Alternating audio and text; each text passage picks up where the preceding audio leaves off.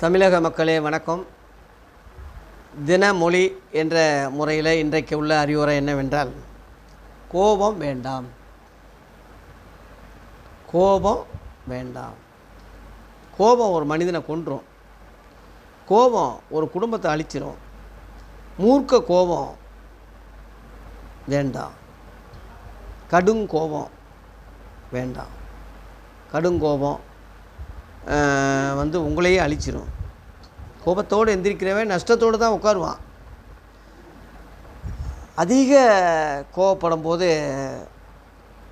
அவனை மனுஷ பிறவிலேயே அவன் லிஸ்ட்டில் கோபம் இயற்கை நம்ம குணங்களில் ஒரு குணம்தான். ஒரு மனுஷனுக்கு என்னென்ன குணங்கள் இருக்கோ அதில் கோபமும் ஒன்று. ஆனால் அந்த கோபம் செய்தாலும் பாவம் செய்யக்கூடாது. அந்த கோபத்தினால் ஒரு தவறு நடந்துடக்கூடாது. அந்த கோபத்தை அடக்கக்கூடிய சக்தி இருக்கணும். அந்த கோபத்தினால் ஒரு பெரிய நஷ்டம் நமக்கு சம்பாதிச்சிடக்கூடாது.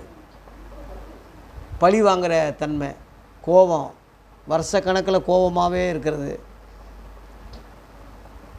ஒரு தகப்பன் ஒரு குற்றத்துக்காக மகனை அழிக்கிறது. மகன் என்ன செஞ்சான் பாவம்? அவன் மேலே உள்ள கோபம் மகனை அழிக்கிறது. அதனால் கண்ணை உருட்டி பார்க்குறதோ கோபக்குறியோ ஒரு மனிதனுக்கு ஆபத்து. அது அவனுக்கே டென்ஷன், அவனுக்கே நோய் வியாதி சுகர் இதாகி பலவீனம் ஏற்படுத்தி இப்படி பல நோய்களுக்கு அது அடையாளமாக போயிடும். அதனால் தயவுசெய்து கோபம் கொள்ளாதீங்க. கோபம் உங்களையே அழிச்சிடும். அப்படியே கோபம் வந்தாலும் கொஞ்சம் அடக்குங்க. தாய்மார்க அதிகமாக சண்டை போடும்போது டக்குன்னு ஒதுங்கி போயிடுங்க. பொம்பளைக்கு வாயாடினா ஆம்பளைக்கு கையாடும் அப்படின்னு பழமொழி இருக்குது. அந்த கோபத்துக்கு மேலும் மேலும் தூண்டி போட்ட மாதிரி எரியிற நெருப்பில் எண்ணெய் ஊற்றின மாதிரி, சும்மா மெல்ற வாயில் அவுள் போட்ட மாதிரி ஒரு கோபம் இருக்கும்போதே மேலும் மேலும் பேச்சு வைக்கிறது, இப்படியே வாய் பேசிக்கிட்டு இருந்தால் மேலும் மேலும் அதிகரித்து சண்டை குத்து வெட்டு கொலையே நடக்கும். ஒரு சின்ன கோபம் 14 வருஷம் ஜெயிலில் இருக்கான். ஒரு 2 நிமிஷம் கோபம்